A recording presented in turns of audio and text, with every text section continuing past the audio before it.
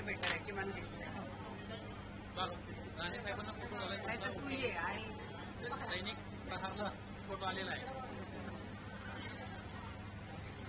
चालू करू का?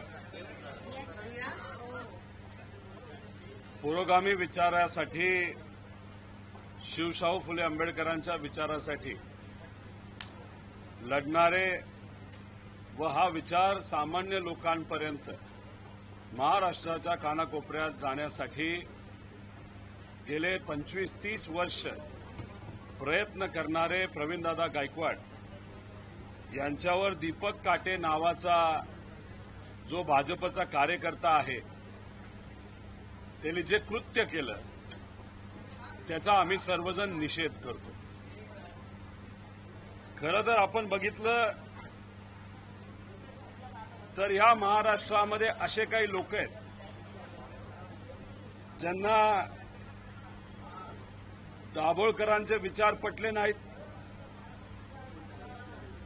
पानसरेंनी जो खरा इतिहास लोकांसमोर आणला तो त्यांना पटला नाही.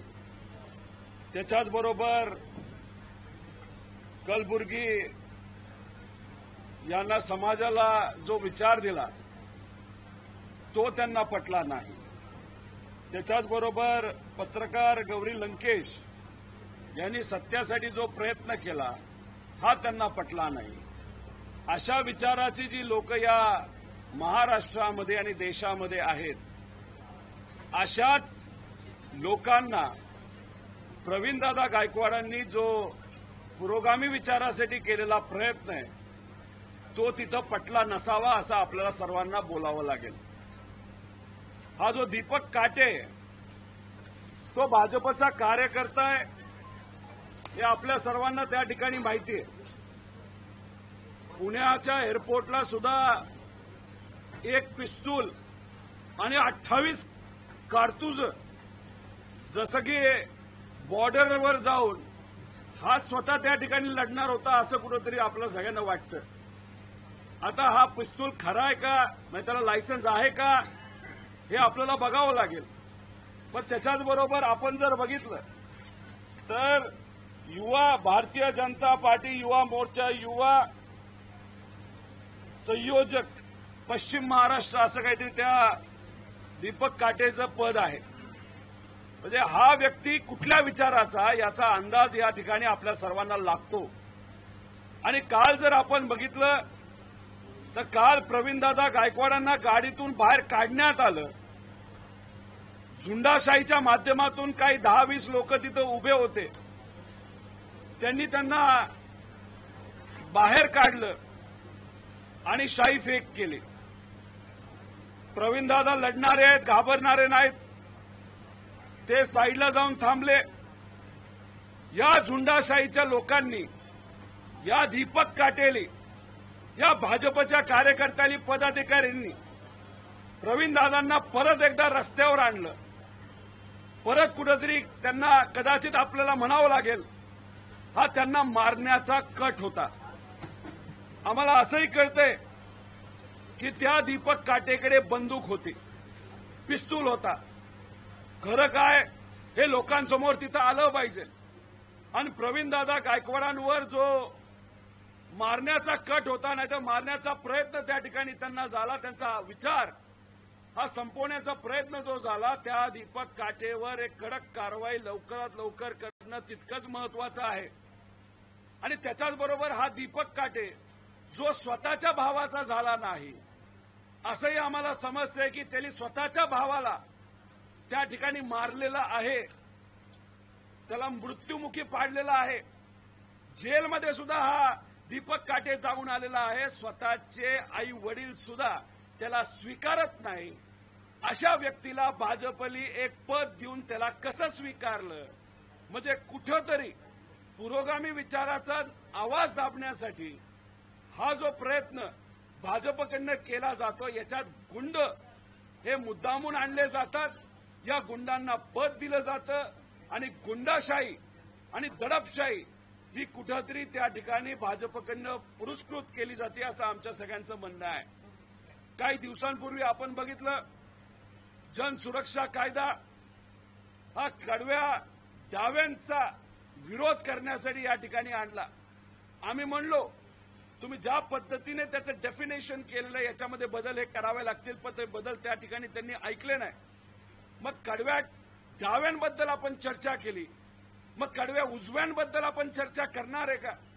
अशा पद्धतीने जर कुणी कुठं वागत असेल त्याचा निषेध आम्ही सर्वजण करतो व त्याच्याच बरोबर अशा लोकांवर कारवाई ही लवकरात लवकर त्या ठिकाणी झालीच पाहिजे असं आमच्या सगळ्यांचं मत आहे. आम्ही सर्वजण प्रवीणदादा गायकवाडांबरोबर आहोत. अनेक वर्ष त्यांनी शिवशाहू फुले आंबेडकरांचा विचार लोकांपर्यंत नेला. 5,000 पेक्षा जास्त युवांना त्यांनी नोकऱ्या दिल्या. असं म्हणावं लागेल जे सरकारला जमत नाही एवढी सत्ता असताना सुद्धा एक सामाजिक कार्यकर्ता ते करून दाखवतो. भारतात नोकऱ्या दिल्या, भारताच्या बाहेर नोकऱ्या दिल्या. पण हा जो कट रचला गेला होता प्रवीणदादा गायकवाडांना मारण्याचा, याच्यात खोलात जाऊन एसआयटी स्थापन करा, नाही जी कारवाई तुम्ही करायची करा, पण या विषयाच्या मागे कोण होतं हे समस्त महाराष्ट्राला सांगण्याची खऱ्या अर्थाने वेळ ही आलेली आहे असं आम्ही सर्वजण त्या ठिकाणी बोलतो. आणि महाराष्ट्रामध्ये असणारे सर्व पुरोगामी विचाराचे कार्यकर्ते, पदाधिकारी यांना एक या महाराष्ट्राचा नागरिक म्हणून मी विनंती करतो. प्रवीणदादा गायकवाड असतील आणि असे अनेक हजारो सामाजिक कार्यकर्ते आहेत जे पुरोगामी विचार घेऊन पुढे चाललेले आहेत. अशा लोकांच्या पाठीमागे आपल्या सर्वांना भक्कमपणे उभा राहावं लागेल. विचार टिकला पाहिजे. विचार कुणीही मारू शकत नाही, पण व्यक्ती पण तितकाच महत्वाचा आहे. त्यामुळे कृपा करून मी आपल्या सर्वांना विनंती करतो, अशा सामाजिक कार्यकर्त्यांच्या पाठीमागे आपल्या सगळ्यांनाच भक्कमपणे उभं राहावं लागेल. धन्यवाद. दादा राव यांच्यावर देखील हल्ला झाला होता, त्यानंतर हा दुसरा हल्ला झालेला आहे. सातत्याने आले होते. मात्र सरकार अशी जी मंडळी आहेत ज्यांना स्वतंत्र सुरक्षा असेल किंवा त्यांच्या ज्या जीविताला कुठला त्रास होणे याची काही व्यवस्था करण्यात आली आहे. आपण जर बघितलं तर असे अनेक लोक आहेत जे खरा इतिहास हा लोकांपुढे आणत असतात आणि काही असे लोक आहेत जो खोटा इतिहास पुढे आणण्याचा प्रयत्न सातत्याने करत असतात. खोटा इतिहास पुढे आणण्याचा प्रयत्न करणारे जे लोक आज सत्तेत आहेत आणि जे लोक जे पुरोगामी विचाराचे कार्यकर्ते आहेत, पुढे शिवशाहू फुले आंबेडकरांचा खरा विचार लोकांपुढे घेऊन जात आहेत, हे सत्तेतले लोक अशा गुंडांना ताकद देत त्या लोकांच्या विरोधात कटकारस्थान करण्याचा त्या ठिकाणी तो प्रयत्न केला जातो, नाही तर ताकद दिली जाते. त्यामुळे हे सरकार हे पुरोगामी विचाराच्या विरोधातलं आहे, शिवशाहू फुले आंबेडकरांच्या विचाराच्या विरोधातलं आहे. पण अशा पद्धतीने तुम्ही जर गुंडांना ताकद देत असाल, गुंडांना तुम्ही पुढे करत असाल, हे चालणार नाही. ही फक्त सुरुवात आहे. यांना अशीच ताकद देत राहिलो, यांना असंच आपण पाठराखण करत राहिलो तर हे लोक उद्या, हे सत्तेतली लोक उद्या जाऊन काय काय करतील, कोणाकोणाचा आवाज दाबतील आणि कशा प्रकारे आवाज दाबतील हे आपल्याला त्या ठिकाणी कळणार नाही. म्हणजे जो जनसुरक्षा कायदा आणला त्या माध्यमातून सुद्धा आपण जर बघितलं तो जो आपल्या खरा सर्वांचा हक्क होता बोलण्याचा, तो सुद्धा अप्रत्यक्षपणे दाबण्याचा प्रयत्न हा सरकारकडनं त्या ठिकाणी केला गेला. आम्ही त्याचा विरोध केला. आम्ही त्याच्यावर बोलत असताना एवढंच सांगितलं, याच्यात स्पष्टता येणं महत्वाचं आहे. याच्यामध्ये कुठेतरी डेफिनेशनमध्ये स्पष्टता आणि मोघमपणा हा काढण्याची जरूरत आहे. पण आता कालच आपण जर बघितलं तर भाजपचे नवीन प्रदेशाध्यक्ष जे आहेत रवींद्र चव्हाण यांचं एक स्टेटमेंट आलंय. यांचं स्टेटमेंट काय आलंय? जनसुरक्षेमुळे विकास मार्ग मोकळा होणार. आता या बातमीमध्ये आपण जर खोलात गेलो, काय म्हणतायत ते म्हणतायत गडचिरोलीमध्ये नक्षलवाद जास्त आहे, तिथं विकास कामं होत नाहीत आणि मग अनेक अडचणी तिथे येतात. आम्हाला असं वाटत होतं हा जो कायदा आहे जनसुरक्षा हा शहरी नक्षलवादाच्या बाबतीतला आहे. जे लोक कुठेतरी सोशल मीडिया नाहीतर वेगळ्या वेगळ्या पद्धतीने जो शहरी नक्षलवाद आहे जो लोकांमध्ये पसरतोय असं हे म्हणतात, ते मारण्यासाठी नाहीतर त्याला आळा घालण्यासाठी तुम्ही हा जनसुरक्षा कायदा आणलाय. पण याच्या खोलामध्ये गेलो तर ह्यांनी फोकस कुठे केलाय? फक्त गडचिरोलीला केलेला आहे. आता सुरजागड माईन जी आहे ती कुठं आहे? तर त्या भागातच आहे गडचिरोलीला. आता तिथं खनिज जे आहे असा अंदाजे 2.5 लाख कोटी रुपयाचं खनिज आहे. पण तिथं कोण विरोध करतंय? जे आदिवासी आहेत. मग त्या भागामध्ये आधीपासून वास करणारे राहणारे जे सामान्य जे सर्व आदिवासी आहेत तो त्या प्रकल्पाचा विरोध करतात का? कारण का सरकार या आदिवासींची जमीन हडपतं आणि या मोठ्या मोठ्या कंपनीला खनिज काढण्यासाठी 2.5 लाख कोटीचं खनिज काढण्यासाठी त्या ठिकाणी ते देतं. आता जे मायनिंग चाललंय त्याचं 10 ते 15 पट मायनिंग पुढच्या काही वर्षांमध्ये सुरू होणार आहे. मग असं म्हणायचं का जन सुरक्षा कायदा हा कशासाठी आहे? हा अर्बन नक्षलिझम कमी करण्यापेक्षा जिथं प्रायव्हेट खनिज काढलं जातं, जिथं त्या खनिजच्या कंपन्या आहेत, त्यातून जो लाभ नेत्यांना या सरकारला मिळतो तो लाभ सातत्याने मिळत जावा यासाठी हा कायदा आणला का स्वहितासाठी? अशी आता शंका आपल्या सर्वांना त्या ठिकाणी घ्यावी लागेल. त्यामुळे कदाचित या चव्हाण साहेबांनी जे आता प्रदेश अध्यक्ष आहेत भाजपचा खरा चेहरा, या सरकारचा खरा चेहरा हा कुठेतरी पुढे आणला. म्हणजे गडचिरोलीमध्ये असणारे खनिज 2.5 लाख कोटीचं हे महत्वाचं असल्यामुळे तिथं कुठलीही अडचण येऊ नये यासाठी हा कायदा आणला अशी कुठेतरी आता चर्चा सुरू झालेली आहे. त्याच्याबरोबर तिथे असणारे जे आदिवासी आहेत, काही लोक म्हणतील विकास कामं तिथं नोकऱ्या मिळतात. अहो, आपल्या मराठी माणसांना, आपल्या या आदिवासींना तिथं कशाच्या कामं मिळतात? तर मजुराची कामं मिळतात. म्हणजे दिवसाला 200 रुपये 300 रुपये ते सुद्धा त्या खड्ड्यात जावं लागतं, त्या मातीत काम करावं लागतं, त्याच्यामध्ये त्यांना वेगवेगळे रोग येतात. तिथल्या आदिवासी युवांचं मत आहे आम्हाला चांगलं हाताला काम द्या, आम्हाला अशा ठिकाणी काम करायचं नाही. म्हणजे जमीन यांच्या खनिज ते मोठ्या कंपन्या तिथं घेतात, सरकारला लाभ मिळतो, नेत्यांना लाभ मिळतो, नेते खुश, सरकार खुश.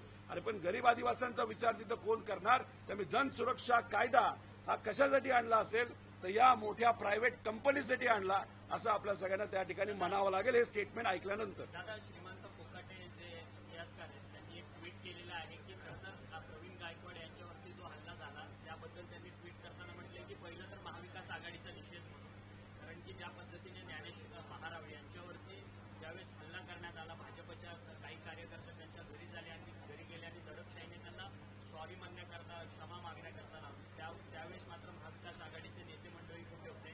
महाविकास आघाडीच्या नेते मंडळींना फक्त आणि फक्त विरोधात असताना या पुरोगामी विचारांच्या कार्यकर्त्यांची सोड लागते. सत्ता आल्यावर मात्र ते आणि त्यांचं कुटुंब एवढंच होतं. कोकाटेंनी प्रवीणदादा गायकवाडांवर जो काही हल्ला झाला त्याचा निषेध केलाय का? म्हणजे तुम्ही कशाचा निषेध करायला पाहिजे, कशा विरोधात आज बोलण्याची जरूरत आहे ते न करता तुम्ही पूर्वी काय झालं, कसं झालं याच्यावर जर बोलत असाल तर हे चुकीचं आहे. त्यावेळेस जो काय हल्ला झाला होता त्याचा त्यावेळेस सुद्धा आम्ही सर्वांनी निषेध केला होता. कोकाटेंच्या बाबतीत मी जास्त बोलणार नाही. मध्ये कुठली तरी एक निवडणूक त्या ठिकाणी त्यांना लढायची होती, त्याच्यामध्ये त्यांची जी अपेक्षा होती काही सपोर्ट त्यांना तिथे मिळायला पाहिजे होता, तो सपोर्ट महाविकास आघाडीच्या नेत्यांकडनं मिळाला नव्हता. पण जाऊ द्या, त्या खोलात जाणार नाही, कारण श्रीमंत कोकाटे हे अभ्यासू व्यक्तिमत्व आहे. मी जास्त खोलात जाणार नाही, मी त्यांचा विरोध सुद्धा तिथे करणार नाही. त्यांना जे बोलायचे ते तुम्ही बोला. पण आज जे आम्ही म्हणत आहोत प्रवीणदादा गायकवाडांवर जो हल्ला झाला त्याचा निषेध त्या ठिकाणी आम्ही सर्वजण करतो आणि या सरकारच्या माध्यमातून त्या व्यक्तीवर आणि तो व्यक्ती जो भाजपचा कार्यकर्ता आहे त्याच्या मागे त्याचे सूत्रधार कोण होते हे लोकांसमोर आलं पाहिजे असं आमच्या सगळ्यांची मागणी आहे.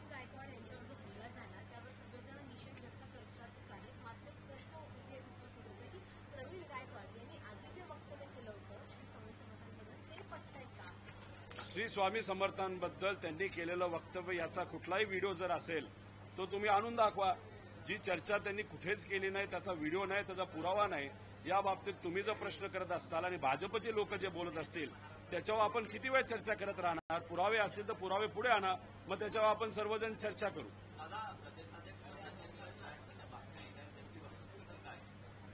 वस्तुस्थिती आम्हाला माहीत नाहीये.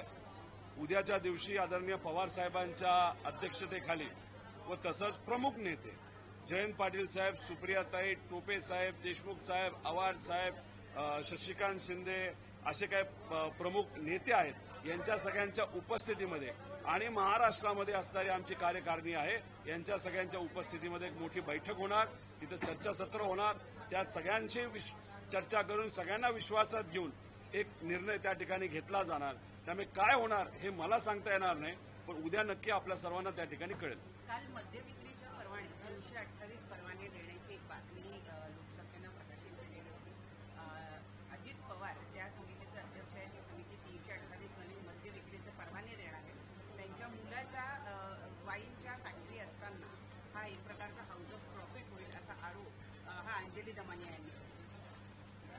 आता त्याचा अभ्यास करावा लागेल. हे परवाने कोणाला दिले जात आहेत, कशासाठी दिले जात आहेत, आणि आज रेव्हेन्यू वाढवण्यासाठी दारूचा आपल्या सर्वांसमोर पर्याय आहे का, दुसरे काही पर्याय आहेत का, याचाही अभ्यास तिथं करण्याची जरूरत आहे. जेव्हा परवाने दिले जातात, एक तर हा सगळा विषय अधिवेशनामध्ये आमच्या समोर तिथे येणार आहे, आणि समजा हा कॅबिनेटच्या लेवललाच विषय मार्गी लागला तर त्याचा आम्ही विरोध आणि निषेध तिथं करूच. पण अधिवेशनात जेव्हा हा मुद्दा तिथे येणार आहे, काय पद्धतीने तुम्ही रूल्स केलेले आहेत, कशा पद्धतीने तुम्ही हे लायसन्सेस देणार आहात, पारदर्शक पद्धतीने देणार आहात का काही ठराविक लोकांना जवळ बोलवणार, त्यांचं जे काय घेणं देणं ते तुम्ही तिथं करणार आणि विषय त्याच लेवलला ऑफिस लेवलला मार्गी लागणार का फक्त नेत्यांच्या जवळच्या लोकांना हे परवाने तिथं मिळणार, याचा खऱ्या अर्थाने अभ्यास हा मीडियाला सुद्धा करावा लागणार आहे, हा आम्हाला सुद्धा करावा लागणार आहे. कारण कॉन्ट्रॅक्टरच्या माध्यमातून, कारण आज जर लायसन्स आपण बघितला तर आज लायसन्स 10-12 कोटीपर्यंत जातो. म्हणजे या महाराष्ट्रामध्ये सगळ्यात जास्त लायसन्स जर कोणाकडे असतील तर असं म्हणलं जातं छत्रपती संभाजीनगरचे जे खासदार आहेत बुमरे, त्यांच्याकडे 10-12 लायसन्सेस वेगळ्या वेगळ्या लावली असं आम्हाला तिथे कळालंय. पण एका लायसन्सची किंमत 12 कोटीच्या आसपास आहे आज. आता हे लायसन्स जेव्हा दिले जातील ते समजा जर 350 लोकांना दिले जाणार असतील आणि त्याची किंमत तेवढीच जर ठेवणार असेल आज जी मार्केट व्हॅल्यू आहे, तर आपल्याला असं म्हणावं लागेल 3,500 कोटींचे लायसन्स आहेत. पण 3,500 कोटीचे लायसन्स जर 1 कोटीमध्ये 50 लाखामध्ये दिले जातात आहेत, तर मग त्याचा अर्थ 90% पैसा हा जो सरकारकडे यायला पाहिजे होता तो सरकारकडे न येता प्रायव्हेट लोकांकडे चाललाय. म्हणजे याच्यामध्ये कुठेतरी चुकीच्या काही गोष्टी होणार आहेत. त्यामुळे 10 कोटी मार्केट प्राइस आहे. आता तुम्ही किती रुपयाला हा लायसन्स विकता हा आपल्याला बघावं लागेल आणि त्यात कोणाला देता आणि ज्याला कोणाला मिळेल त्याला किती रुपयाचा फायदा झाला, तर 9 कोटी पर लायसन्सच्या मागे फायदा झाला असं आपल्याला त्या ठिकाणी म्हणावं लागेल. मग एका व्यक्तीला 10 लायसन्स दिले 90 कोटीचा फायदा, एकाला 5 लायसन्स दिले 45 कोटीचा फायदा, एकाला 20 लायसन्स दिले तर 180 कोटीचा फायदा त्या व्यक्तीला नाही त्या कंपनीला झाला. त्यामुळे उद्या जाऊन कोणाला हे लायसन्स दिलं जातं याच्या गुणून त्या व्यक्तीला किती फायदा झाला आणि सरकारचं किती नुकसान झालं हे आपण सर्वजण बघू शकता. दादा, घोडबंदरला ठाण्याचा जो मार्ग आहे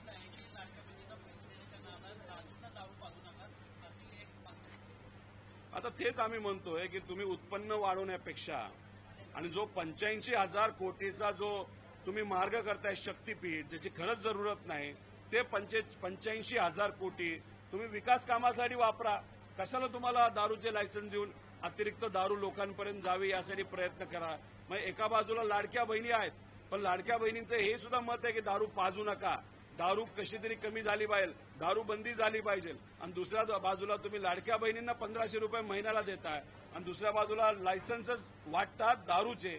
याच्यात असं कुठेतरी म्हणावं लागेल की लाडक्या बहिणींना 1,500 रुपये आपण द्यायचे आणि लाडक्या भाऊंना कशात अडकून ठेवायचं, नोकरी नाही, त्याच्यानंतर हाताला काम नाही, पण कशात गुंतून ठेवायचं तर दारूमध्ये गुंतून ठेवायचा, असा कुठेतरी प्रकार या सरकारच्या माध्यमातून केला जातोय असं आपल्याला म्हणावं लागेल. म्हणजे हे सरकार धुंद कशात आहे तर सत्तेत आहे, अहंकारामध्ये धुंद झालंय आणि गरिबाला कशात धुंद ठेवायचं यांना तर दारूमध्ये, असं आपल्याला इथं कुठेतरी म्हणावं लागेल. नाही तर ही परिस्थिती आज या महाराष्ट्रामध्ये आहे.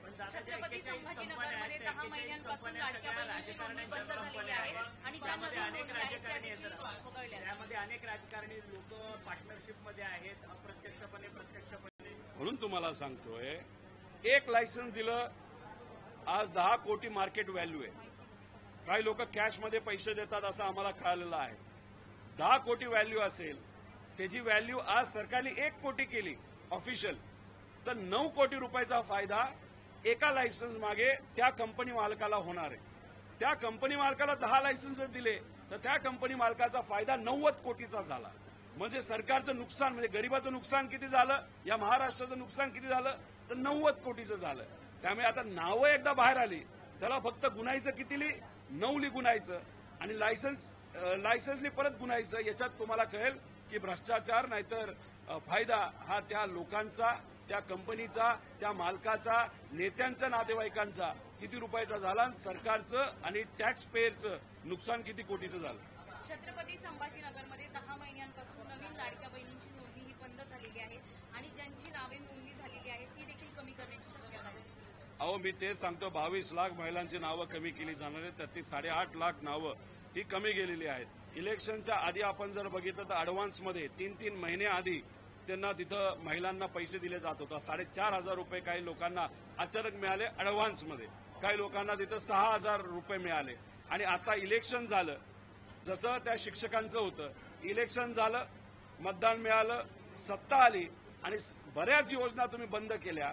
लाडक्या बहीण योजनेला कदाचित आपलं लोकल बॉडी इलेक्शन म्हणजे जिल्हा परिषद, पंचायत समिती, महानगरपालिकेचं इलेक्शन होऊच तर ते कदाचित बंद केलं जाणार नाही. पण ते झाल्यानंतर तेही योजना बंद केली जाणार. म्हणजे कुठेतरी महिलांच्या मताचा उपयोग हा फक्त सत्तेत येण्यासाठी केला, लाडक्या बहिणींच्या मताचा उपयोग फक्त सत्तेत आल्यासाठी केला आणि सत्ता झाल्यानंतर मात्र त्या ठिकाणी या महिलांना विसरून गेले. 29 पर्यंत नवीन नोंदणी होणार नाही आणि जेव्हा लोकल बॉडी इलेक्शन संपतील तेव्हा एखादा भाजपचा कार्यकर्ता, जसा ओबीसी आरक्षणाच्या विरोधात भाजपचा कार्यकर्ता कोर्टात गेला होता, तसं भीती आम्हाला अशी वाटते लाडक्या बहीण योजनेच्या विरोधात एक यांचाच कुठला तरी कार्यकर्ता हा कोर्टात जाऊन जर यांना डायरेक्ट बंद करता येत नसेल तर कदाचित हे सरकार इतकं चाणक्यच्या विचाराने हुशार आहे, कोर्टात जाऊन ह्याला बंद करतील. पण ही योजना पुढं 29 पर्यंत कंटिन्यू करतील असं मला वाटत नाही. चला, धन्यवाद. झालं की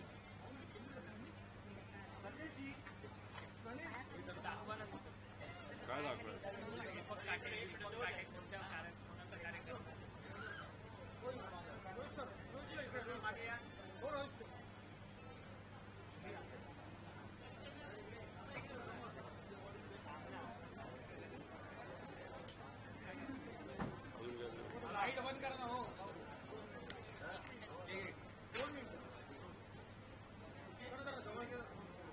मी दिसेल का?